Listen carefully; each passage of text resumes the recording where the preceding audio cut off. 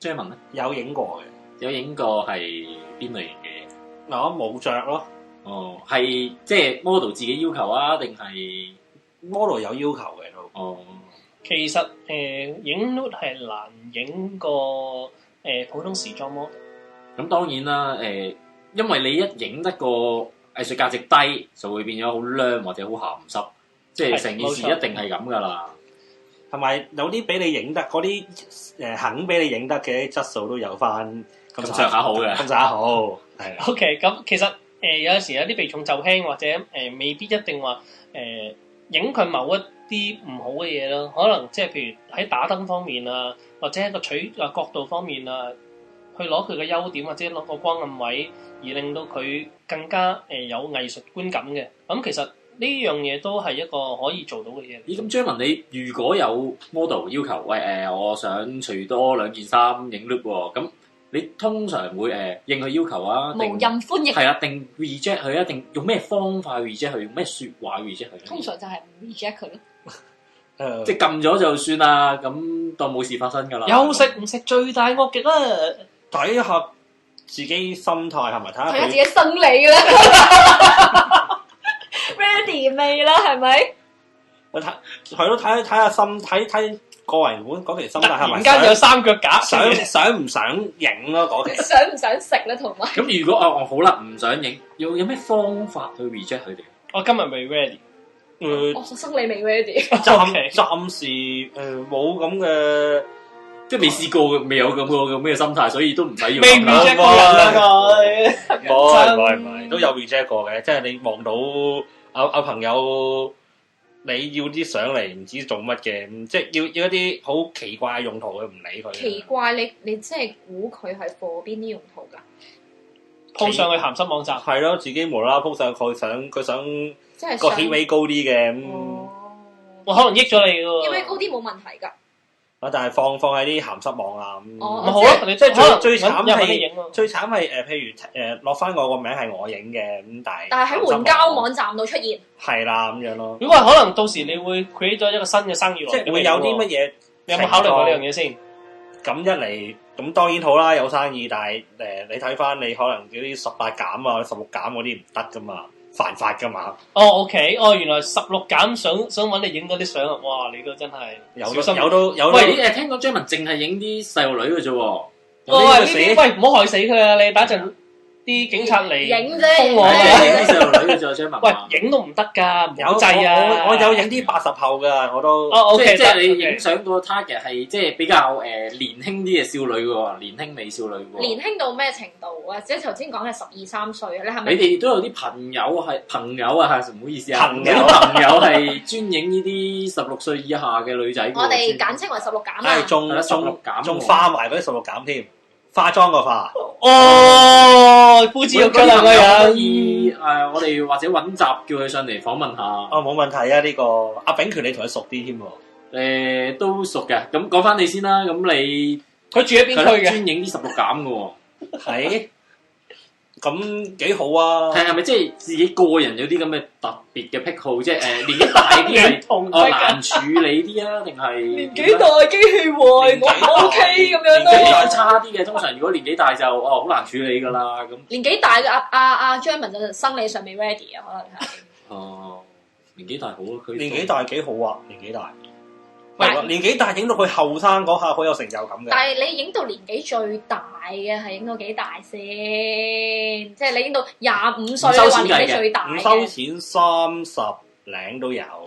咁效果咧？最後效果咧？效果影到似20幾嘅都，即係可以嘅。可以嘅 ，OK 嘅。咁但係喺溝通上或者成件事 process 嘅時候，中間會唔會困難過同一啲年輕美少女咧？反而好好多喎，即係起碼多啲嘢講。即係影完相會請你食個奶油多。係都係啦，調翻轉請你飲嘢啊咁。大醬多，因為有經濟能力啫，呢個純粹係基於同埋會佢好有興趣知你影相嗰個過程，或者知你影相嗰個心路歷程啊咁樣咯。Okay. 就係呢啲後生嘅咁唔理嘅，周街都係咁影我㗎啦，你咪個個一樣，你啲背景咁樣。咦？依個就係一個心態啦。好多後生女覺得自己係 model 㗎啦，都會覺得我唔憂要揾攝影師㗎，一定大把人影㗎啦。咁所以據我所知，今日都有好多新手嘅攝影師，佢哋覺得好難去揾女仔影相，就係因為呢個原因啦。係。咁都未必嘅，你哋點睇？都未必嘅，因為其實如果佢肯海級嘅，唔好咁講啦。唔係唔好咁講，就係其實而家新一代嘅佢肯俾錢或者佢有個鋪鋪咁硬嘅，應該要俾錢咧呢件事。要付出咯，家要俾錢嘅。其實大家都有付出㗎，即係譬如攝影師影相，又要帶器材，係啦，帶器材勞力，咁model 都係勞日力，咁攝影師又交翻相，咁其實呢個即係呢個咁嘅模式會唔會係好過其實係唔需要錢咧？因為嗱如果計翻可能10零年前一個女仔要揾人影相，去九龍公園都係揾嗰啲叔叔啦。係啊。咁佢哋係需要俾錢嗰啲叔叔嘅喎，反而。係啊，嗰個係一個交易咯。係啦，點解成個模式會係調轉咗嘅？我嗰時試過中過癮啦，有個15、16歲嘅女仔啦，咁啊。你嗰陣時幾大先？17幾年前。咁啊，即係拉闊仲揾緊 model 嗰陣時，咁佢哋想揾佢做 model。但係咧就要收錢嘅，咩成400-500蚊個鐘，我心諗唔係啊嘛，你冇乜經驗，又冇乜咩特別，你要收我錢，咁我覺得好特別咯呢樣嘢。好啦，咁不如我哋下一節翻嚟先，再聽我哋嘅 Andy 分享啦。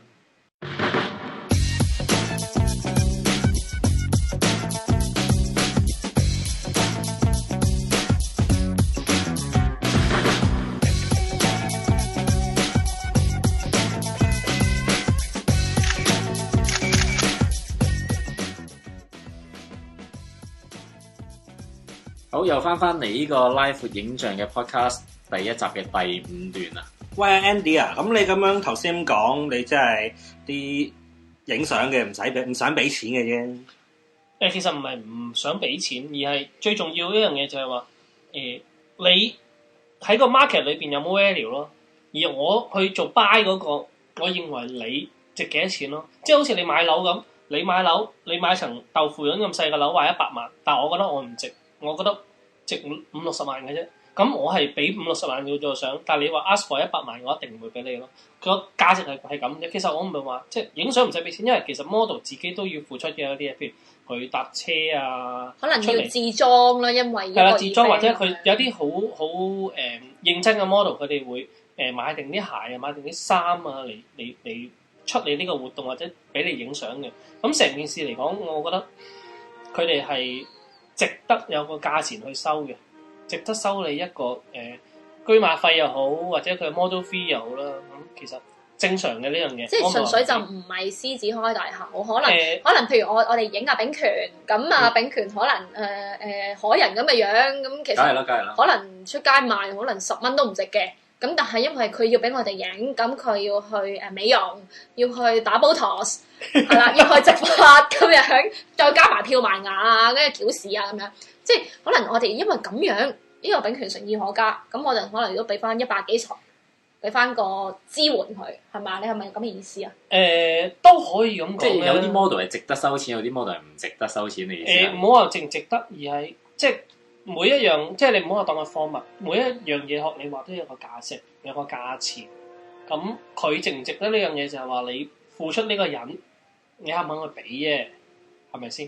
呢樣嘢好正常啦。咁而即係有陣時有啲好出名嘅 model，咁佢收得幾萬蚊行一場 catwalk， 或者幾廿萬行一場 catwalk 嘅，咁佢哋有個身價喺度，每一個人都自己個價咁學你話。係咪先？你聽講阿 Jerman 咧，你自己會添置一啲 accessory 俾 model 用嘅喎？都會嘅，一啲飾物仔咁樣啦。負擔咧，負擔會唔會覺得即係影相已經要買器材買鏡貴啊？大家知㗎啦。咁仲要去做埋呢樣嘢，其實負擔會唔會好重咧？都唔會嘅，你買咗你唔可能唔止用一次嘅，你可以影完一次，第2、3次你可以去襯其他嘢，又變咗一個新嘅嘢。咁同埋你出嚟嘅嘢，你會特別咗咯。即係唔係其他人會有嘅咯。有接開 job 嘅 Jerman 都有。需唔需要喺度宣傳下？唔使住啊，遲啲先啦。我哋依家都係講翻 live 影像先。咁 live 影像有啲